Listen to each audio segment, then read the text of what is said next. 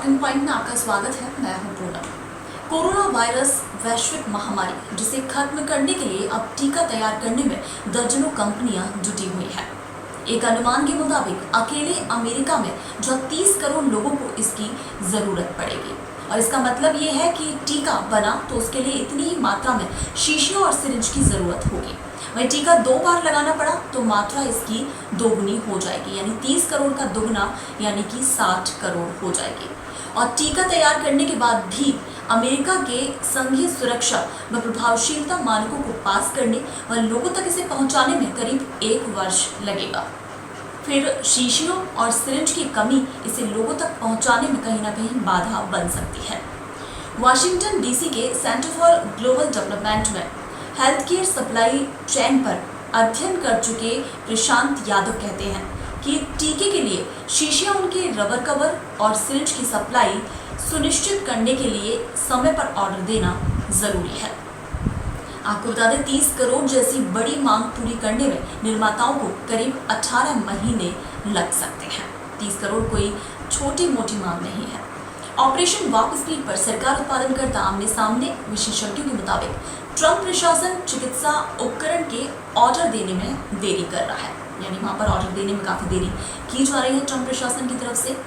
मैं आपको बता दें, ऑर्डर पूरे देश में सप्लाई करने के लिए काफी नाकाफी है। वहीं दूसरी ओर व्हाइट हाउस का ये दावा है कि ऑपरेशन वार्प स्पीड के जरिए जहां टीके की तलाश तेज की गई है तो वहीं इसका उत्पादन भी बढ़ाने की तैयारी की जा रही है। लेकिन जानकार ये कहते हैं कि शीशियों और सिरिंज के संबंध में आदेश अभी तक स्पष्ट नहीं है। वहीं रेडी टू यूज सिरिंज की यहाँ पर जरूरत होगी। फिलहाल आपको बता दें, आरएनए और डीएनए आधारित टीकों का वहाँ पर क्लिनिकल ट्रायल चल रहा है और अगर इनमें से किसी टीके को अनुमति मिली तो उन्हें लोगों को देने के लिए कांच के रेडी टू यूज सिरिंज की वहाँ पर जरूरत होगी। तो ये तो पहला जरिया हुआ। वहीं अगर दूसरे जरिए की हम बात करें तो वो शीशियाँ हो सकती हैं जिनमें 1 या 2 डोज रखकर प्लास्टिक की सिरिंज से लोगों को उसे दिया जा सकेगा, यानी कि एक शीशी में 2 डोज रखकर दिए जा सकेंगे। अमेरिका में 115 वैक्सीन प्रोजेक्ट पर काम चल रहा है। ब्रिटेन में क्लिनिकल ट्रायल शुरू हो गया है। यूरोपियन यूनियन वैक्सीन पर $8 अरब जुटाएगा। जी हाँ, ब्रिटेन की ऑक्सफोर्ड यूनिवर्सिटी की जनरल इंस्टीट्यूट वैक्सीन का क्लिनिकल ट्रायल वहाँ पर शुरू हो चुका है।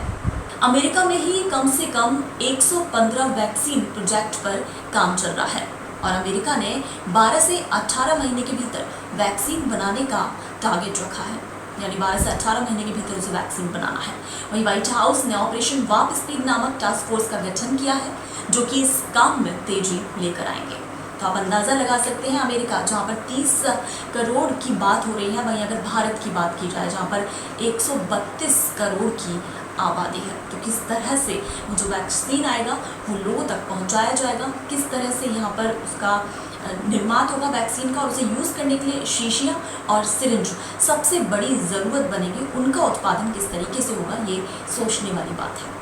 तो आज के टॉकिंग पॉइंट में बस इतना ही। कल फिर हाजिर होंगे किसी नए टॉपिक के साथ। नमस्कार।